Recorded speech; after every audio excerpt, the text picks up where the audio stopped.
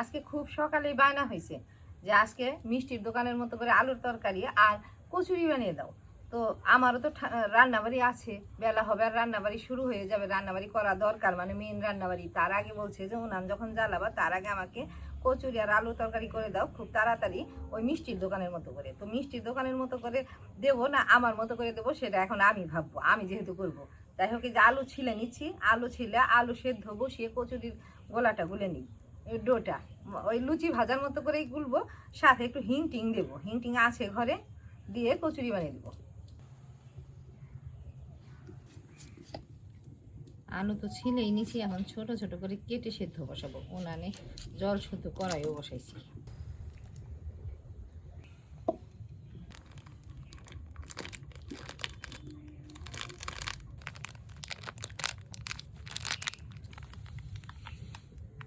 এখানে নিচ্ছি ময়দা, বেসন, সুজি, এটার আবার মাপ মতো নিচ্ছি। এই বাটির 4 বাটি ময়দা, 1 বাটি বেসন, 1 বাটি সুজি। অল্প হিংও দেবো। তো ওই যে এর মধ্যে জোয়ান দিলেও খেতে ভালো লাগে, বিশেষ করে ওই বাইরের দোকানগুলোতে যে কচুরি বিক্রি হয় ওটার মধ্যে তো জোয়ান দেয়। তো খুকি বলে না জোয়ান দিও না, জোয়ান কিন্তু ঘরে আছে, দেবো না না না, মুখে লাগে। মানে খাবে মিষ্টির দোকানের মতো করে, আবার নিজের মতো করে বানাতে বলবে। এই তো অল্প হিং দিছি। আদা কাঁচা লঙ্কাটা বেটে নিই আলুর তরকারি করার জন্য, অবশ্য এখান থেকে অল্প বাটা ওই যে কচুরি গোলার মধ্যেও দেবো। এখন সব কিছু দিয়ে ময়াম দিয়ে নিচ্ছি, তারপর ঠান্ডা জলেই গুলবো। এই তো হয়ে গেছে ময়াম দেওয়া। এমন সব কিছু দিয়ে মেখে ঝুঁকে কচুরি বানালে ভিতরে কিছু ভরে দেওয়ার, পুর ভরে দেওয়ার আর দরকার পড়ে না, তো সহজেই বানানো যায়। একটু সাবধানে গলতে হবে, তারপরে আবার যে সুজিটা গলে ফুলে একটু নেতা নেতা হয়ে যাবে, তাই জন্য একটু টাইট করে গুলতে হবে। কচুরির গোলা ওদিকে গুলে নিচ্ছি, আর এদিকে আলু সেদ্ধ হয়ে গেছে। এখনই নামিয়ে দিয়ে কড়াই বসে আগে আলুর তরকারিটা করবো, পরে গরম গরম কচুরি ভেজে দেবো।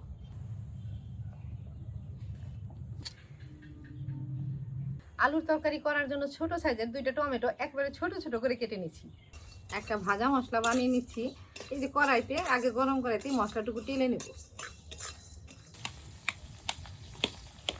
আলুগুলো একটু ছোট করে দিলাম, আর কড়াইতে তো ফোড়ন দিয়েছি, টমেটোটা গলছে ভালোভাবে, এখন অন্যান্য গুঁড়া মশলাও দিব।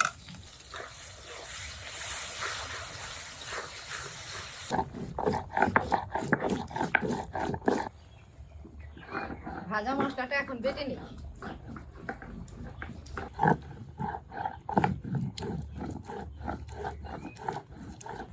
সবকিছুই দেওয়া শেষ, এখন ধনেপাতা কুচি করে ছড়িয়ে দেবো, তারপরে নামিয়ে দেবো।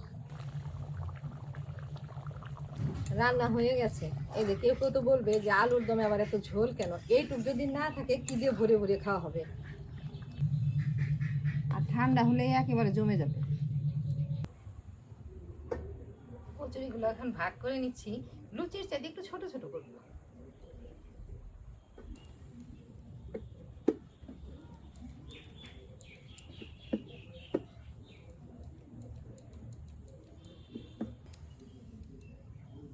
এগুলো কি একটু বড় বড়?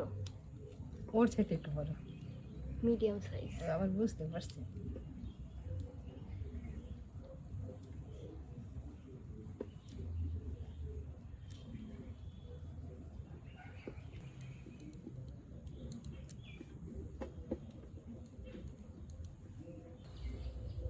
সবগুলো ভাগ করা হয়ে গেছে, এখন গরম কড়াইতে তেল দেই, তেল গরম হতে হতে কয়েকটা বেলে নিই।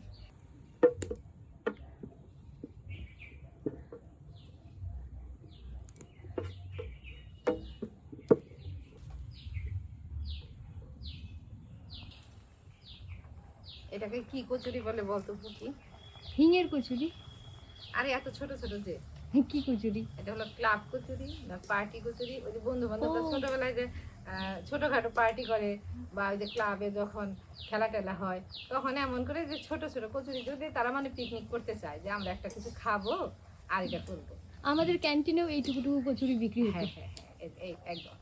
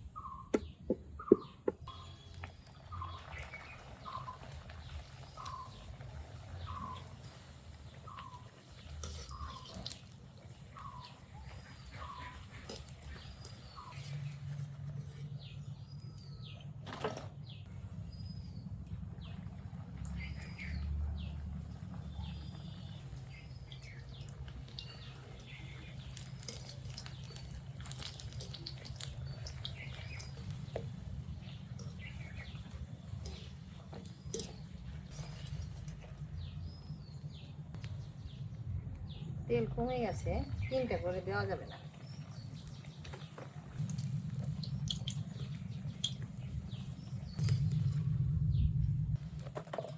খুব সহজভাবে কচুরি বানিয়ে নিলাম। যদি কারো ওই পুর ভরতে সমস্যা থাকে তবে তারা এভাবে অনায়াসে কচুরি বানিয়ে খেতে পারে।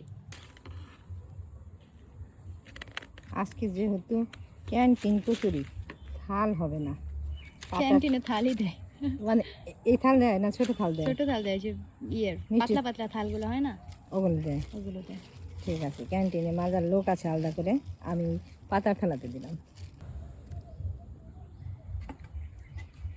এখন অনেকটাই সকাল, খুকির বাবাও বাড়িতে আছে, 3 থালাতেই বাড়লাম।